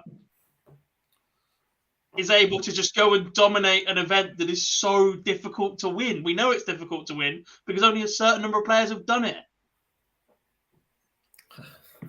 It's just every weekend he tends to be at a Euro Tour. His name is written on being in that final. It's just some incredible stuff by Luke Humphries. As you said, it's sort of, we got to Sunday evening, it was just written in the stars that it was going to be Luke Humphries versus Rob Cross. We've spoke about it for weeks. It sounds like since Dart Rantings have put up a World Cup race, everyone's been talking about how close the two of them are. And Rob Cross putting a fantastic performance against Ross Smith that led us to having a World Cup playoff game in a Euro Tour final is probably the best way to describe it, where the winner would be partnering Michael Smith, and it was Rob Cross who got over the line with an 8-6 win. And it's hard to say when you look at the sort of the numbers at a game, but when you watch a game and you know how unfortunate Rob Cross has been in Euro Tour finals, does he deserve this one, Dom? Look, yeah, I'm not going to start. I'm never in the habit of just giving out titles because people deserve it because they've been there a certain number of times. But the performance level from Rob Cross, he's run into Luke Humphries in enough of these finals to be able to, knowing just how good Luke Humphries is on the Euro Tour, having sat here last week and said he really wouldn't put it past Luke, rocking up this weekend and winning it to steal that last place in the World Cup team off of Rob Cross, to produce not only the run to make the final, but to hold it all together in the final against Luke Humphries, who was averaging 104, by the way, and 50% on his doubles, is some performance from Rob Cross. And look, that is one more off his back now. He's won a title at every single level in the PDC, all the way from amateur as a Riley's Open qualifier winner. He's played at the UK Open. He's won majors, he's won Euro Tours, Pro Tours, World Series events, World Championship. Look, he deserves it right now. And he is seriously in the conversation for that top 8, for that Premier League next year, dare I say it, as we've only just finished this fucking edition. But if he carries on playing like this, Rob Cross is going to win more majors, despite the fact that he wasn't in that Premier League this year. And all the talk is around Van Gerwen and Wright, and not even Wright, Smith and Price and Clayton and Aspinall. And Rob Cross is right in that conversation right now. He is playing some lovely darts. He said afterwards that he didn't want to be in that conversation, Liam, because he wants to be the underdog. He wants to sort of, he doesn't want anyone to know that he's winning games of darts, as he wants to go under the radar. He also sort of alluded to that he feels right now that his game is probably getting to the best it's ever been. Do you think that's the case, coming from someone who's already won a world championship? I mean, it's difficult to say when we see the levels we saw him when he won that world championship. But look, I find myself about 4 or 5 times a year saying, Rob Cross is so underrated. Rob Cross is so underrated. And it happens all the time that he's never really in the conversation for these big titles. And he's one of the one players outside maybe Smith, Wright, MvG and Price that is a big threat and has the ability to compete with these big boys at the back end of these tournaments. And I think if he can just get, maybe missing out in the Premier League or not being in the Premier League this year could be the best thing that Cross has done. If he keeps winning, there's no doubt he'll be in the conversation for it again next year. But just leading into the next month or so, going into the match play, and now he's in the World Cup. And like we said, if he feels like that confidence is there with him and he's playing some good stuff, he's going to be a big danger going into the back end of the year. And Doc, just a word on sort of Luke Humphries. We obviously 4th final this year, won the 4 he was in last year, played an incredible final with a huge amount of pressure on his shoulders, but just took that over the line against Rob Cross. He's sort of in that conversation as well, it seems to be, of just on the brink of Premier League, just on the brink of doing something. Is it just he needs a TV title and then that changes? Or is there more that is needed from Luke Humphries? I think so. Look, there's also a conversation to say that despite everything that Luke has won recently, his Euro Tour dominance, his world ranking in position, he's also probably one of the unluckiest players on tour right now. He was extremely unfortunate to miss out on a place in the Premier League. He's now been 1 match away from putting himself in the England World Cup squad. We're not seeing too much of him on the World Series as far as I remember off the top of my head. And he is a player that, look, he's playing well enough, is world ranked high enough, former world youth champion as well, that is probably deserving of some of these opportunities. So, look, there is a conversation that, yes, unfortunate, good run, keep going, possibly a little unlucky to be there. But actually, on the other side of this one, I just want to go back to it, heading into the World Cup, this is the best result for England, I think. There was plenty saying that Luke Humphries, Michael Smith would complement each other more, that Smith would probably want to play with Luke Humphries. And if Rob Cross had held on to that place without winning this title, without doing it so in the fashion that he'd done, if Luke Humphries had fallen early, but there were still those conversations going on, I think that's difficult for Rob Cross to be able to get up there and go and play how he wants to play. But having beaten Luke out for it in this fashion as well, in a final for 30 grand or whatever Euro Tour is these days, in a best of 15, that will do Rob Cross wonders heading into the World Cup in a few weeks' time. And mentioned there the World Cup. We have 31 of our 32 nations now completed. I think Iceland is the only one to be completed. Yes, we're not going to preview sort of the World Cup because we'll do that in a couple of weeks when we're at that. But from your perspective, Liam, we've spoke about it, me and Dob, a few times and Phil, but looking at the World Cup this year, down to group stages, down to doubles format throughout, then you've got sort of the knockout stages. How much are you looking forward to this year's competition now we're closer to knowing our full lot of parents? Oh, I mean, I absolutely can't wait. I mean, in my eyes, this could be my favourite tournament on the calendar. I just think there's so much intrigue with the all pairs matches throughout the tournament. I mean, we don't know how. I mean, it was always kind of a backup for some players that they'd have the single matches or whatever. I just think there's going to be so much drama and so many twists and turns. It's going to be near on impossible to call a winner maybe of some of these matches when they're facing off. I mean, I think it's going to be absolutely brilliant, and it's what the tournament needed. In my opinion, it's what we were all calling for so long. Pairs matches all the way, and that's what we've got now. And I think it's going to be enthralling for when it begins. And we're already starting the discussions now that we know most of the pairings from each country. So look, I absolutely can't wait for it, and it's about time that they made it pairs all the way through. Yeah, I look now at like even just the top 8, and within all of those 8 teams, you've got a player in form. You've England, Rob Cross obviously just winning this weekend. Michael Smith winning 3 Premier League nights before that final one. MvG just picked up the Premier League title for Holland. Price getting to the final, the form he's had in the Premier League. Gary Anderson coming back into form for Scotland. Dimi winning the final night of the Premier League. And then even though we lost to Retice, he played well this weekend. Martin Schindler, we've seen what he can do. Damon Hector finding that form, yes, Whitlock maybe struggling a little bit. Daryl Durney's speaking very, very confidently to Phil this weekend and finding levels of performance. That's just the top 8 teams. Like I said, we're not going to predict or we're not going to look at that. But out of those 8, who goes into the World Cup as favourites from the pair of you? And outside the top 8, what country are you looking forward to the most? Christ. Yeah, I've shut you right off guard here. This one Yeah. whatsoever. We actually did a run through tonight before tonight's show. Normally we rock up 15 minutes before. Phil has either arranged stuff to go on screen or he hasn't, and then he just goes, right, we're just going to crack on. Tonight, me and Lee have been sat, it's 7:10, putting all these slides neatly together because Phil just don't. Running through everything, just is a World Cup question battered at you. First of all, while Liam is thinking about the answer, I'll think about it while Liam's answering.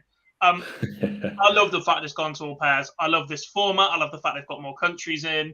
I love the look of it. I like the fact that some teams are going to get a bye from the group, or maybe I do, maybe I don't. The one thing I don't like is that Australia as defending champions aren't one of those countries that be seeded through. I think that should be a addendum moving forward. Defending champions, get them out of that group stage, get them into that knockout where the teams, because they've got individuals ranked higher, are no, Australia are defending champions. They shouldn't have to go through this group stage. The other thing to say is this is what we think or believe the lineups are. Most are confirmed by one outlet or another. This isn't from the PDC. This is from Wikipedia. And we are waiting on Iceland still. I don't think there's going to be many differences, if loads at all. But if there are any changes, it wasn't us. Saving ourselves there. Is that what you're doing, Dom? Pretty much. I'm going to go. I'll go first then while you think about it. I'm obviously favourite to me going in should be England. World champion, Rob Cross form is in. I was thinking more Wales, but I'm just a little concerned with Johnny's story at the moment. That's just why I'm edging towards England. Team I'm looking forward to the most, just because we've been calling for them for years, is France. Allez le bleu. Exactly. I want to see France at the World Cup. I wouldn't have been excited to see France in the format, but now in this format, I'd probably a little bit more. But so there's the team I'm looking forward to, and my favourites currently. Who wants to go next? Yeah, I'm going to be boring now, and I'm going to say France. I think we've waited for them. It's like the pairs all the way through. We've waited so long for it. Just has to be good now, doesn't it? So I think the French team. I was kind of humming and hawing between England and Wales. I just think the dynamic that Garrow and Price and Johnny Clayton have with each other might just put them ahead as favourites. I mean, I know Price lost in the Premier League final, but I mean, the levels that he's shown recently have just been ridiculous. And in fairness to Johnny, his best weeks in the Premier League came at the back end of the Premier League. So, I mean, you could say that is recent-ish, even though we have some concerns over his scoring power. But Rob Cross winning on the Euro Tour on Sunday, and Michael Smith is certainly going to be very, very dangerous. And we are going to get a lot of surprises here because of the pairs the whole way through. There will be teams that will have a good dynamic together and teams that won't work as well with the pairs only all the way through, whether that be pace or just generally getting on with one another when they're on the hockey. But I think it's going to be tricky to predict some of these matches. Wait on, Dob. one quick announcement. This is why I love darts, by the way, because I am English, right? And for all my life, I've been brought up being told in sport, we hate the French. Football, rugby, anything else they can get their hands on, we hate the French. And all of a sudden it gets to darts, and I'm sat here going, Allez le bleu for about 18 months. It's just not right. But such is the nature of darts. And look, justice has been served, I think, to the French. Favourites for me are Wales. I think you can put Michael Smith, Michael Van Gerwen, and Gerwyn Price all on a level together right now. They come down to who's your better B player. And whilst Rob Cross and Michael Smith have been to the final before, Rob Cross is in great form with the Euro Tour. Danny Noppert, incredibly steady, major winner. I think Johnny Clayton is the best of those three, especially in this situation. Wales have been there and done it before. Him and Gerwyn Price have the best relationship out of any of those pairs, I think, in terms of friendship and just being able to galvanise each other and keep them going. So that gives Wales the edge for me. Look, I think Gary Anderson's form at the minute, especially on the Pro Tour, is potentially at the level of some of those names we just mentioned as well. But the concern there is Peter Wright is in absolutely no form whatsoever. If Peter Wright rocks up and goes, we're winning this World Cup with a set of darts that he's won a world championship with before, look out for the Scots, because they will be incredibly dangerous, those two. But you just don't know which one of them is going to turn up. The team I am excited to see.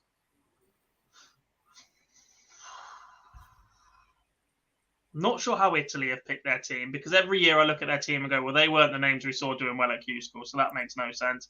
I want to see Hong Kong.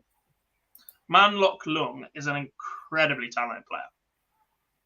I expected you to tell USA. No. I appreciate Jules Van Dongen is the only tour card holder within the USA, but actually I don't think he's the best USA representative darts player. I agree. I was guessing where the route you was going to go down. I thought that was going to be the route that was mentioned. I quite like the look of Team Canada. Matt Campbell is playing probably the best darts we've seen from him as a PDC tour card holder. Just a little bit worried about Jeff Smith, to be honest. It used to be the other way around. Jeff Smith was always a steady one. It's which Matt Campbell is going to turn up. If Smith gets motoring and just plays steady like he can, Canada have got a chance as an outside team. As of Poland, Krzysztof Kachuk in the last couple of weeks on the Pro Tour has been superb. Ratajski looks steady at the weekend. Yeah, there's definitely a few in there, and there's certain players who find a way to do well for the country. You look at someone like Mensah, who's got absolutely zero forms, tends to find a way in a World Cup. There's a few players that certainly come to mind. However, looking more at the closer future, this weekend we are off to Madison Square Garden. As I say, we're off. Mr. Bars is on his way there as we speak. Just running through the players who are competing this weekend. So from a PDC 8, it's Michael Smith, Peter Wright, Michael Van Gerwen Price. Euro Tour winner, finalists are both there this weekend in Rob Cross and Lou Humphries. Dimitri Vandenberg and Nathan Aspinall complete the 8. And from a North American representatives, which is also the same field that will be playing in the North American Championship, it is Jeff Smith, Matt Campbell, Jules Van Donden, Alex Spellman, Jim Lund, Jason Brandon, JT Davis, and Jake McMillan. So I've it wrong. Why? I've missed Jake's name off the bottom. Oh yeah. Luckily, I'm reading. Luckily, I've got my own list, and I wasn't reading the screen. Sorry, pal. No, that's fine. It's very hard to sort of. We never sort of preview an event without the draw. I guess similar then to the World Cup. Who goes into this weekend now as favourite? Van der Winters of his Premier League exploits. God knows. I mean, there could be an argument to be made for so many players here. I mean, we've seen Humphreys and Cross make the final of the weekend. Van Gerwen, recent Premier League champion. Price's form in the Premier League. So I'm not exactly narrowing down the list. Michael Smith might want to get a bit of revenge for that semi-final defeat, but I think we could see a winner from Cross or Humphreys again. I think one of them could go all the way to the final. Dob, any sort of concerns from that 8-man field? Obviously, we know that Dimmy didn't have the best of Premier League runs. Peter Wright, you've mentioned they're not in the best form. Are they sort of where your question marks are, or where, I guess, if you use a North American player, the type of player you want to draw in that first round? I think Aspinall is the one you'd be not Aspinall. Vandenberg is the one you'd be looking at. My concern would be that if he can't go and produce a result, depending on the draw, I guess, with virtually no pressure on him in that first round, then would be a little bit worried about Vandenberg's form for the rest of the year. Aspinall brutally missing out on the Premier League finals night, should we say, the very last game that he could have played. I expect him to bounce back. He was pretty steady at the weekend. Luke Humphreys got a point to prove. Will the pain of missing the World Cup affect him? Potentially, but I think he also was quite disappointed on missing out on the Premier League. He looked solid. The concern would just be the travel for the other guys. Obviously, we saw a couple of them play on the Euro Tour this weekend. Gerwyn Price has had a ridiculous few days. I said about Johnny Clayton's few days. Gerwyn Price's have been just as bad. He played, was in the same run from Johnny, basically. So it was week 16 in the Premier League, exhibition on the Friday night, Saturday, Sunday, travel to London on the Tuesday, media day on the Wednesday, Premier League finals night on the Thursday, in which obviously played an extra game. Friday night, they were both at the same exhibition again, I believe. Saturday, Sunday, Euro tours, straight journeys in and out. I saw Dimitri's posting that they'd gone straight from Frankfurt into Heathrow and then Heathrow back out to New York. There's a lot of travel at the minute, and it's how long these guys are giving themselves time to just settle down, because especially for the World Series, for countries that we haven't been to as often, the media commitments and demands are quite high, just to try and spread the word a bit. And these guys are going to be in demand. So look, if they get through that first game, look, you know what these guys are capable of, but tiredness could play a factor. And flipping that sort of question round, looking at the 8-man field from North America, who do the PDC players want to avoid? Because there's the positive here we can talk about North American darts now is a lot of these are now becoming household names for dart fans. These are probably a few years back, you'd have one or two in there maybe if you'd had this sort of field. Now you're looking down this list, especially how much we're able to see the game on PDC TV. There's not really any huge surprises probably that is expected, but who, if you could only pick one to avoid, would it be Matt Campbell? Yeah, for me, I think it's the standout name of the list. Look, we know Jules Van Dongen is a tour card holder, and Jeff Smith has done well in the last couple of years and has a good level. Hasn't been able to find it recently, but definitely Matt Campbell. And I wouldn't be surprised if Matt Campbell goes on a little bit of a run this weekend. He's in some good form, and I certainly think he's the man. He's proven now on the TV stage that he can post them 90s averages and compete in the back end of tournaments as well, in early rounds of the TV tournaments. So yeah, for me, Matt Campbell is certainly the one that they'll want to avoid in them rounds. Few players missing from that list though. Leonard Dates, Badish. Leonard Dates, last year's winner. Disappointing not to see those within that 8, especially Leonard being previous winner.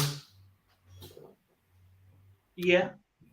Well, you say that. You've got no Leonard Gates, no Danny Baggish, no David Cameron, no Danny Lowry Jr. And whilst these names are recognisable, I saw someone comment on social media saying it was strange that those 4 weren't involved. But they had qualifiers just like everybody else. And whilst they were brutal short match formats, the baggage line got to be a weird little bit. It was just, strange us four aren't involved either. Having to qualify, one bad game hurting me. I was like, yeah, but the guys that have qualified didn't have one bad game. That's literally how a qualifier works. You have to be able to repeat the level that you can produce when you need it most. That's the story of being a dart player. You can't rely on handouts or anything like that. So whilst it is disappointing, I guess, for people that are people that watch the game less than we do, perhaps, that aren't aware of some of the names or that would recognise a Leonard Gates after last year, but perhaps wouldn't know who a Jason Brandon or a JT Davis is, might be a little bit disappointed, I guess, from the common fan. But look, all of these guys have earned their shot. You think how many different players have represented Australia and New Zealand over the last decade or so that we've had World Series events there? It's good that North America has these names that can go and knock out these players. Yeah, it's right. Just on that question on the screen, is the 8th one? It is Jake McMillan, who is not on the screen, just propped off mistakenly. That's my point on it, Dobbies. With the 4 players who you've mentioned, and there's plenty more, not really got an argument for 3 of them. However, anyone who wins a championship should return as defending champion the following year. And for me, Leonard Gates should be one of the players in that field. I thought Phil Bars was in the air, mate. He should. I thought Phil Bars was up there somewhere, pal. I am up there. Head in the clouds. Look, yes, I know. I understand defending champions being given that opportunity or right to defend it. I guess it's difficult depending on the criteria, isn't it? Where some of that is invitation based on achievements elsewhere, and some of it is based off qualifiers. If it was based off a ranking system, then by winning it last time out, chances are you're going to be in the contention on a 1-year cycle or even a 2-year cycle to be there again. And it's where this is invitational. So for an invitational, yeah, I'm not against that. For things like the match play, if you win it 1 year, but you drop out of the 16 in either direction, then no. I guess they're opposite ends of the spectrum. Yeah, that's likelihood is if you win one of those, like the match play, the likelihood if you're not being in the 16 is very rare. You would be in that. So that is the upcoming week in darts. A week in darts, Mr. Darwood. I know we had Series 4 Week 3 completed on Saturday evening, and the current WDF World Champion picked up the 5K. He did. If you're watching, Neil, you've had enough bloody chances. It's about time. That's why I passed to you. I'm not giving him any praise whatsoever. You can Yeah, look, he was brilliant as well throughout. I thought Matt Dennant was very unlucky. I thought he played some brilliant darts. He just switched off at the complete wrong. I know he's a friend of yours as well, lives locally to you, but so close. So close.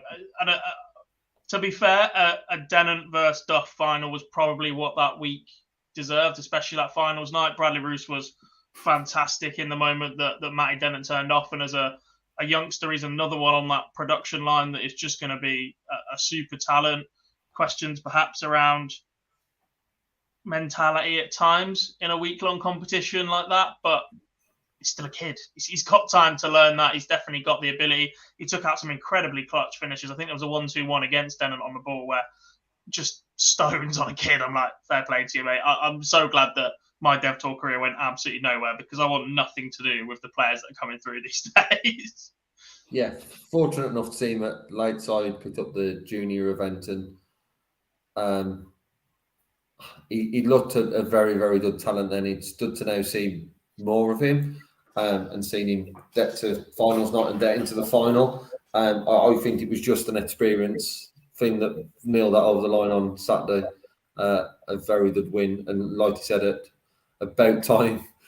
I was got to the semi-final. I seen Neil and Matt in the semi-final, and I just thought that when I looked at them 4 names, just one of them that threw. They both got there so close so many times. It was just one of them that out of the line, just from a personal perspective. But generally a very, very good week. Anything else week in darts? No picture of it, and I'll be honest, I haven't been through the Dart Connect stats as yet. But Luke Littler is the Advanced Tour champion. No surprises there. Look, that Advanced Tour is incredibly tough, full of some fantastic players, your likes of Leighton Bennett, Henry Coates. But Luke is just ridiculous. Didn't I say that he's completed JDC in theory of winning everything that's possibly going? Pretty much. There's a lot of talk about hyping kids up and going to be a future world champion and whatever else, and very cautious of falling into that trap with a lot of players. But I think Luke is different. I genuinely think he is a level above what we see at youth prospects. He is arguably more adept, more mature in his performances than a lot of professional players at the minute as well. And I think he's got I think pretty much everybody else in darts agrees that he has a ridiculous future in this game if he can stay on the current level and curvature that he's on. Yeah, it's one of them where you don't want to put too much pressure on someone so young.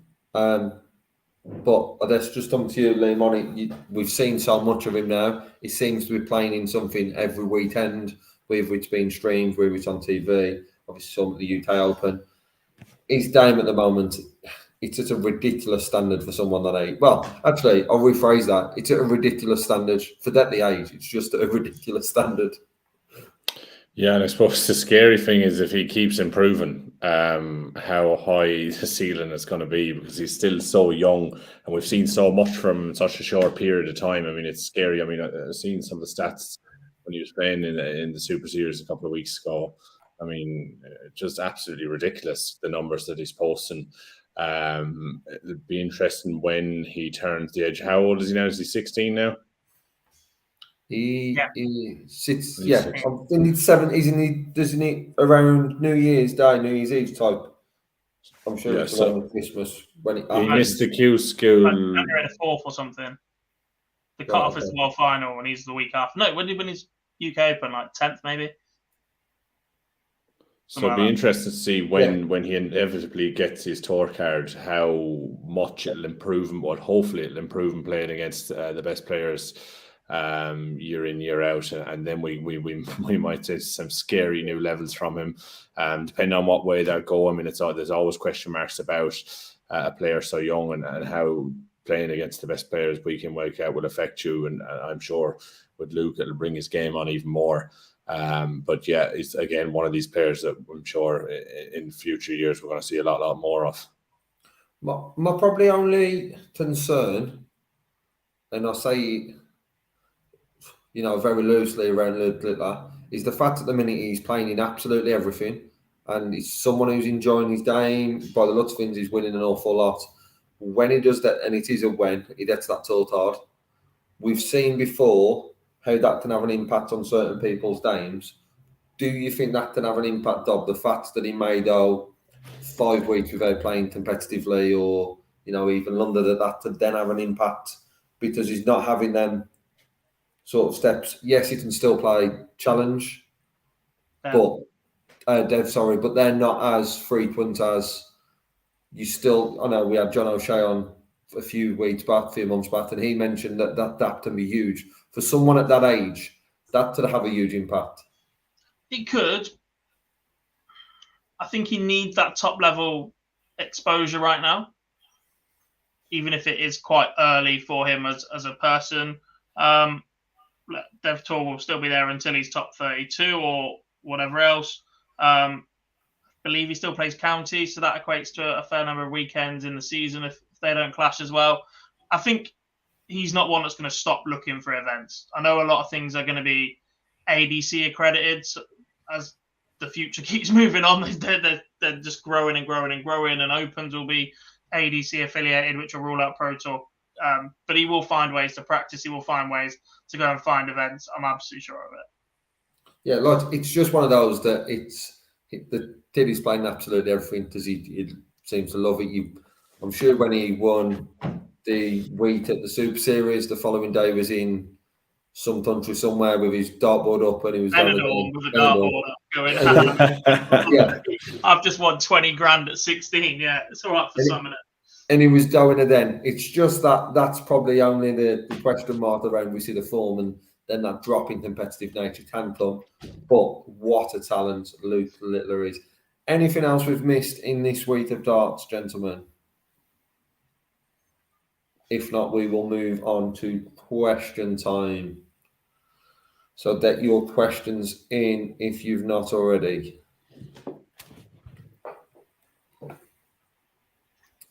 Don't think so. Anyone in the chat room know we've missed anything? There was Paul Lim won a title on the Asian tour in Mongolia, which was incredibly devoid of Filipino players, I think. I still had something like 115 players enter, which was quite impressive. Dev Tour is back next week, says Bob. Yeah. I got the World Series as well. What is Bob doing Thursday nights? Oh, he watches Europa League football, I think, from August. That answers that one.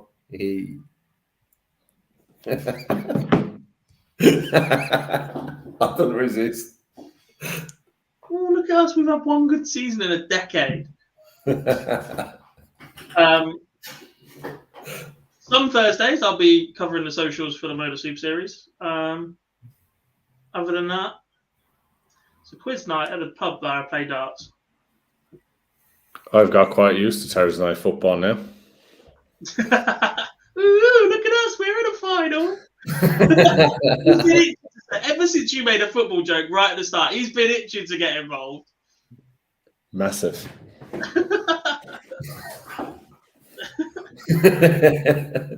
Right, let's see what we've got. If we have got any questions already in. No, just more brilliant of my football team.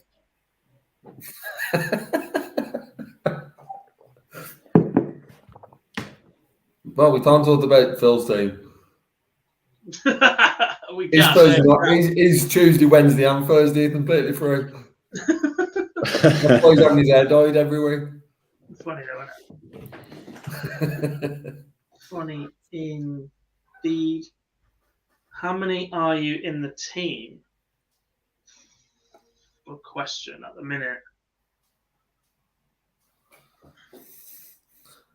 I want to say 9. Something like that. I mean, some of us are more or less active than others. There's a couple I've not heard from in a long time, actually. We should probably check in on people. But yeah, something like that. About Us 9. 3, Dan, Cam, Scott, Phil.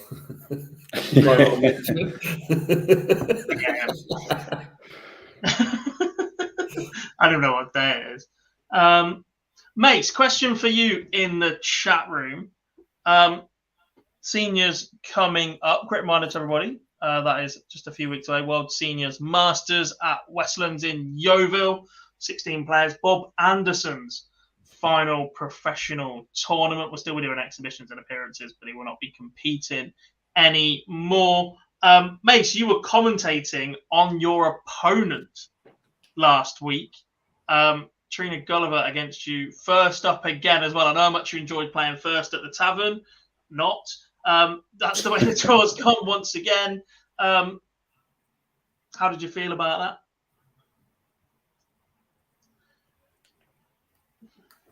Whilst Mace is answering that, Tommy says, does MvG have price number in PDC major finals? 4 from 4 would suggest so. However, MvG had Peter Wright's number for a long, long time in World Finals, and when it came to a big one, Wright got his revenge. When do we think that starts to play on Price's mind? Or has it entered his mind yet? Now we've started bringing it up at 4. Before that, probably not. But now that he's lost that, people have gone back and gone, actually, how many times this happened? It will be a talking point every time they meet now.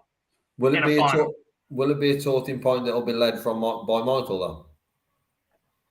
Guaranteed.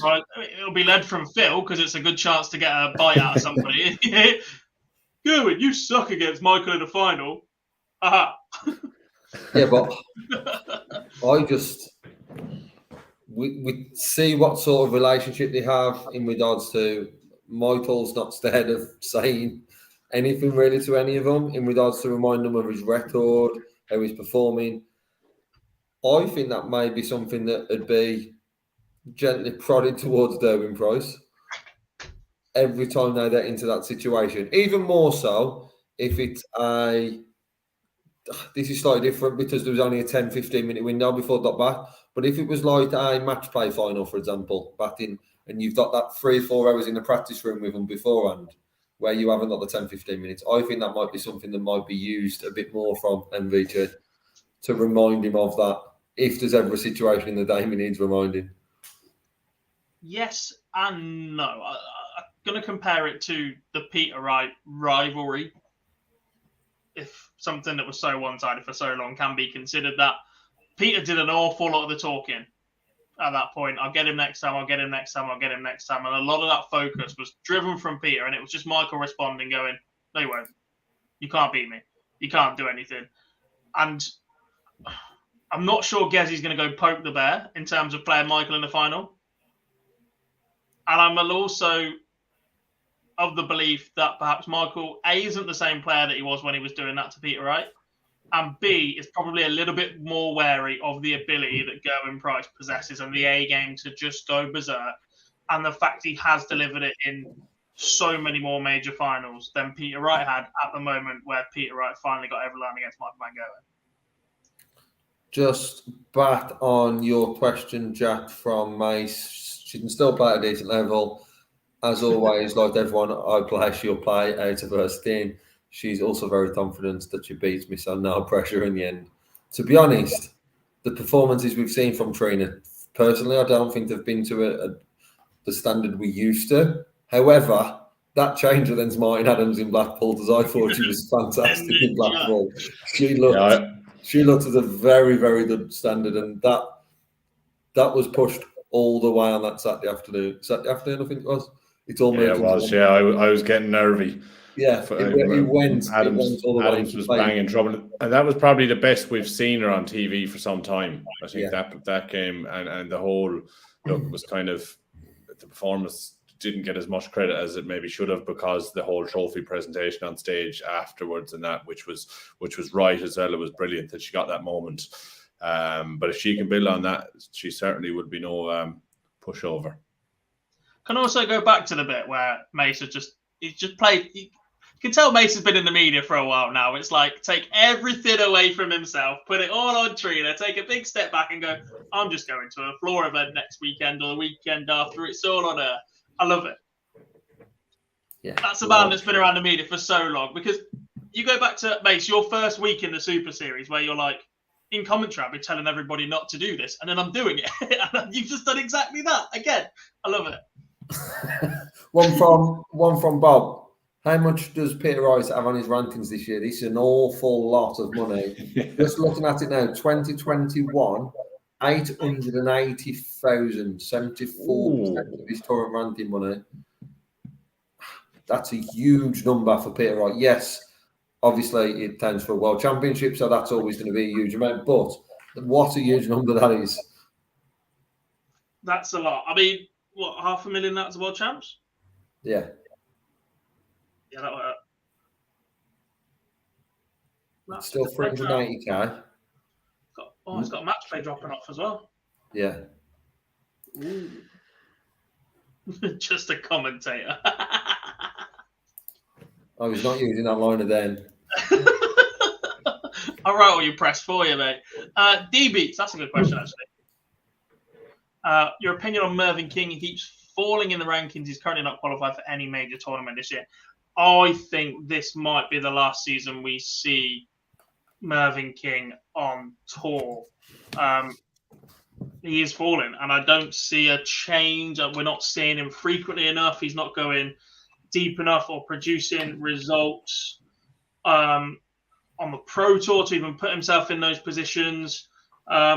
I think this might be the last we see of him. 55th in the tour card race at the minute on 71. Maybe that might keep him there just. But if this isn't the last season, unless something drastically changes, next season will be. Because we keep writing off the likes of Steve Beaton, and then he'll produce a run to a semi-final, and then he'll go to a couple of Euro tours, etc. Mervin's not doing any of that right now. And as fantastic a talent as Merv King is, and quite rightly in the conversation for one of the best, I think, without a major or a PDC major, this might be an unceremonious end to the King's career. Yeah, 3. One here, quite an interesting one. We talked about certain players who have not played on the tour this year. Christian Perez in Philippines team for the World Cup. Yet to play on tour? Yeah. I don't know the answer to that one. And I don't want to spoil too much from the Matt Porter interview, but he was asked about Corey and Christian Perez and the fact they haven't played so far this year, and the lack of ability for the PDC to go and influence the Home Office, I guess. They provided all the supporting documents. But that was more with a view to lack of appearing on a Pro Tour. I hadn't even considered the fact he was playing in the World Cup or appearing there. I highly doubt it is the answer to that. And it'll be interesting to see him there at the World Cup and maybe get an update about his visa situation if he intends to get into the UK at any point.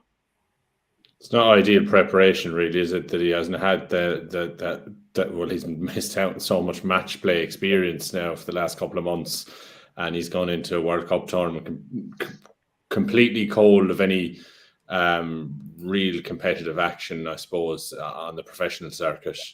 And it'd be good to get an update and to see where himself and Corey Cadby are both at with their visas. Just one from Bob. How's the match play? How is the match play race going? Any major changes? But that's also on this one. Where do we see the cut-off point now being for the match play? Oh, no. I'm not. I don't like doing this number because then I get in trouble about Ryan Searle not being in the match play. I mean, you both laugh. I was bang on, but yeah. What we got left? So we got 1 Euro Tour, 4 Players Championships. Darryl Durney safe? Yeah. What we got left? 4 Players Championships, 1 Euro Tour. And 1 Gurney Euro Tour. Yeah. Is this the 1 Euro Tour Gurney hasn't qualified for? Not sure. Euro Tour 10. 8 from 8? No, I can't remember. I don't see Durney. I don't see 6 players getting more than 10k in them events. And the Gurney's in good bit of form at the moment. I can see him picking up a good bit of prize money, just enough to keep him in there anyway. Yes, he's probably near enough there. Probably needs a win or 2. And then I think the rest are still in the fight from Beaton, Barney, Kim Hybrecht, Brendan, some huge names in this fight. Simon Whitlock. They're still in the fight if they blank from here, I guess, is the way to look at it. If they keep accumulating prize money, then I think they'll be all right. But as it stands, yeah, they're the ones that will be looking over their shoulder just a little bit.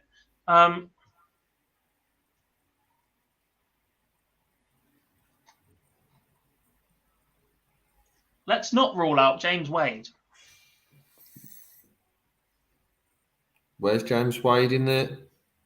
Below Mike DeDecker. So he'd be just above Steve Beaton, 41,250 in the order of merit rankings.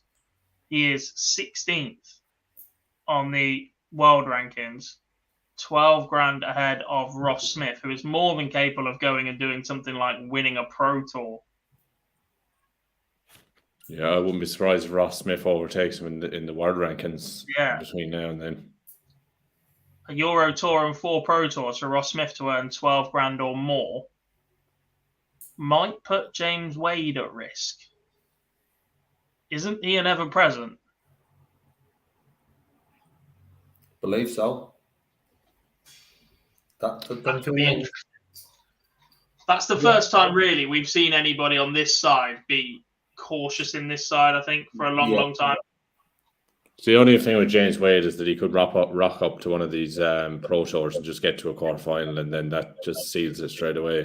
Oh, he did that in the last block, didn't he? Just wasn't playing great, but found himself quarterfinals and whatever. So we know what James Wade is capable of. Yeah, there's sort of two parts to it as well. There's also the Ross Smith going on and doing that. Yes, he's capable, but it's having to do that when there's a lot of the field that are capable. Just one more then before we end, one from Andrew. Just carry on really from that question around James Wade. Do you think James Wade can ever re-find his old game? He used to always find a way to win. However, that seems to have done a little. Liam, Dob? Can he? Yes. Does he have the drive or the desire to go and do so? I'm not so sure. James is a person that will tell you that playing darts is a job, not something that he necessarily enjoys. I think he has had an incredible career, is possibly the only player that we ever speak about that is in the conversation for top 5, top 10, best of all time without a world championship to his name. And I think he's, that's a great career, probably incredibly set. If he's been financially quite savvy, the amount of money that he's earned over the last few years, he could probably walk away tomorrow.